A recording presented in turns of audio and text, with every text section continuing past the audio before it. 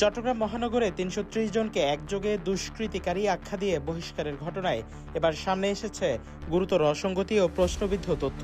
শনিবার ১৭ জানুয়ারি Chittagong metropolitan police commissioner Hasib Aziz স্বাক্ষরিত এক গণবিজ্ঞপ্তিতে বলা হয়েছে, মহানগরের শান্তি শৃঙ্খলা ও জানমালের নিরাপত্তা নিশ্চিত করতে তালিকাভুক্ত ৩৩০ জনের নগরে প্রবেশ ও অবস্থান নিষিদ্ধ করা হয়েছে। কিন্তু প্রকাশিত তালিকায় দুষ্কৃতিকারী হিসেবে রাখা হয়েছে এমন ব্যক্তিদের নাম যাদের অন্তর্ভুক্তি নিয়ে প্রশ্ন তুলেছেন সংশ্লিষ্ট মহল।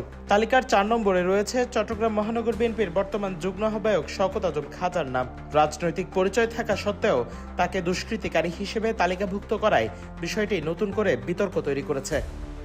সিএমপির একটা চিঠি পাইলাম, এখানে আপনার নামটা দিছে। জানছে কথা বলছে, ওরা মানে একটা সংশোধনী দিবে কালকে পরে। ওইটা আমাদের নেতৃবৃন্দ তোর সঙ্গে কথা বলছে, তো আমি ঠিক ওরা কি বলছে এটা জানি না, বলছে এটা দেখতেছে, এটা বললো আর কি। এ বিষয়ে জানতে চাইলে সিএমপির সহকারী কমিশনার আমিনুর রশিদ পুরনো খতিয়ানের বরাত দিয়ে সিটিজি পোস্টকে বলেন, অপরাধের যে খতিয়ান, অপরাধের যে তথ্য সিডিএন আমাদের সবচেয়ে বিস্ময়কর তথ্য হলো তালিকায় রয়েছে মৃত ব্যক্তির নামও। চট্টগ্রাম সিটি কর্পোরেশনের ৩০ নম্বর মাদারবাড়ি ওয়ার্ডের সাবেক কাউন্সিলর আতাউল্লাহ চৌধুরী গেল বছরের নভেম্বরে মারা গেলেও তার নাম এই বহিষ্কার তালিকায় ২২৭ নম্বরে যুক্ত করা হয়েছে।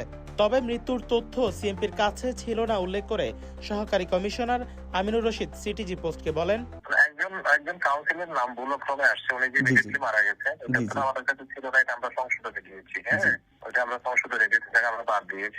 একই তালিকায় রাখা হয়েছে শীর্ষ সন্ত্রাসী, দাগী অপরাধী, সাবেক মন্ত্রী, সংসদ সদস্য, মেয়র, রাজনৈতিক নেতা ও জনপ্রতিনিধিদের নাম। মৃত ব্যক্তি ও নগর বিএনপির যুগ্ম আহ্বায়ক শওকত আজম খাজার নাম বহিষ্কার তালিকায় থাকায় চট্টগ্রাম মহানগরে এই প্রশাসনিক সিদ্ধান্ত এখন তীব্র সমালোচনার মুখে।